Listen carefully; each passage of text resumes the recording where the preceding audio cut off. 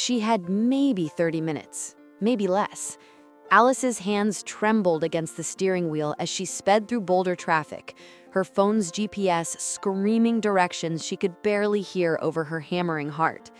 The shelter worker's words kept looping in her mind like a nightmare. He's gone. Jefferson County took him this morning. That's where they handle the euthanasia cases. Eggnog, the wrinkly-faced, short-bodied little dog nobody wanted, was about to disappear forever. And Alice, a broke designer who'd only met him 3 times for business photos, was racing against death itself to save him. Nobody could have predicted this moment. Not Alice, not the shelter staff, and definitely not Eggnog, sitting behind cold metal bars at a facility he'd never escaped from, completely unaware that someone was coming for him. 2 months earlier, Alice had been drowning, unemployed, broke, staring at her empty bank account, wondering how she'd survive another week. That's when the idea struck at 2 a.m. Dog clothes. Custom-designed apparel for pets. She threw everything into it, spent her last savings on fabric, stayed up until dawn stitching prototypes. The designs were perfect, but she needed one thing she didn't have: dogs to model them. Her neighbors wanted payment she couldn't afford, so Alice walked into High Shelter in Boulder with a desperate pitch. Let me photograph your rescue dogs and I'll donate 10% of every sale. The staff hesitated, exchanged uncomfortable glances, until someone said, "There's Eggnog." They led her to the kennels, and there he was, a wrinkly-faced little creature with a stumpy body and eyes that had watched too many people walk away. He wasn't Instagram perfect, but something about him felt right. Real. Alice dressed him in her navy jacket, snapped photos, and uploaded them that night. 20 orders came in within 48 hours. She returned to the shelter 3 days later, donated her 10%, and asked to photograph Eggnog again. This time, 300 people bought her designs. The cycle repeated. Design, photograph, sell, donate, return. But Alice started noticing something strange happening inside her chest every time she left that shelter. A tightness, like she was leaving something important behind. She told herself it was just gratitude, just business. But the feeling grew stronger with each visit. On her 4th trip to High, Alice walked through the doors with new outfits and a smile, ready for another session with her little wrinkly model. But the front desk was chaos. Phones ringing, staff rushing around, tension thick in the air. If you're watching this and haven't subscribed yet, I have to say I'm a little heartbroken. Stories like this need your support. Hit that subscribe button right now, you won't regret it. Marcus, the shelter worker who'd introduced her to Eggnog, spotted Alice and his face went pale. "Alice, I'm so sorry. Eggnog's gone." The words hit like a punch to the chest. Gone? What do you mean gone? Her voice cracked. Marcus explained, words tumbling out fast and apologetic. Overcrowding, budget cuts, difficult placements.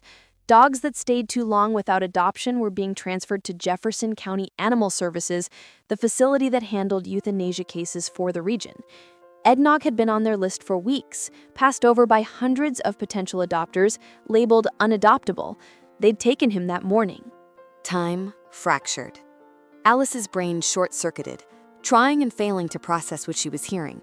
That sweet, wrinkly-faced little dog, the one who'd stood so perfectly still during every photo shoot, who'd pressed his face against the kennel bars whenever she arrived, who'd made her business possible, was being taken to die.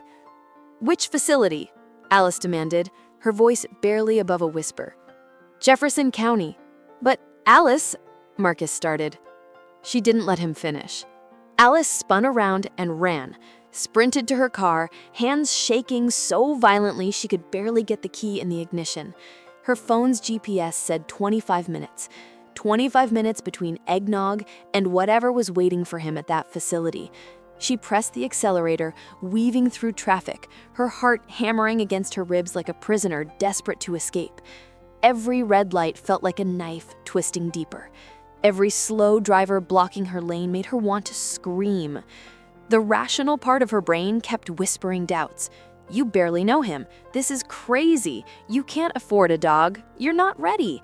But a louder voice, something primal and certain, drowned out every logical argument. Not him. Not Eggnog. Not today. Alice had spent months feeling powerless, watching her life fall apart, unable to control anything. But this she could control. She could save him. She had to. The GPS announced, arriving at destination in 2 minutes. Alice pulled into Jefferson County Animal Services, tires screeching, and threw herself out of the car before it fully stopped. The building looked cold, institutional, nothing like High Hill's warmth. Her stomach dropped. Inside, a woman sat behind a desk, barely looking up. "I need to adopt the dog," Alice gasped, breathless. "His name is Eggnog. He was transferred here this morning from High Hill Shelter." The woman typed slowly, maddeningly slow, into her computer. Each second stretched into eternity. Finally, "We have him, but he's scheduled for evaluation at 2 p.m. today." Alice checked her phone, 1:47 p.m. 13 minutes. "I'm adopting him, right now." The woman blinked. "Ma'am, there's paperwork." "I don't care, just please don't let anything happen to him." Something in Alice's face made the woman nod. "Let me get the forms." 20 minutes of signatures. When they brought Eggnog out, his stumpy tail wagged so hard his whole frame shook like an earthquake. He stared at her with those deep eyes, as if asking, "Is this real?" Alice dropped to her knees. Eggnog walked into her arms, pressed his wrinkly face against her chest.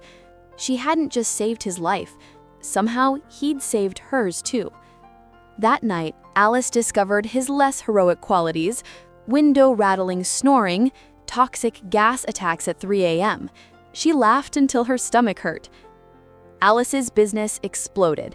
The wrinkly-faced rescue dog, hours from death, became the face of second chances. Sales tripled. Alice kept donating 10% to shelters across Colorado. But Eggnog stopped being her model long ago. He became her companion, her reminder that the best things in life are worth racing through traffic to save. Today, Eggnog still rocks every outfit, still snores like a chainsaw, and every morning Alice wakes up grateful she listened to that voice that said, "Not him, not today." If this story touched your heart and you're still not subscribed, please don't wait any longer. Hit that subscribe button. What would you name your rescue dog? Drop your ideas in the comments below. If this story moved you, hit that like button.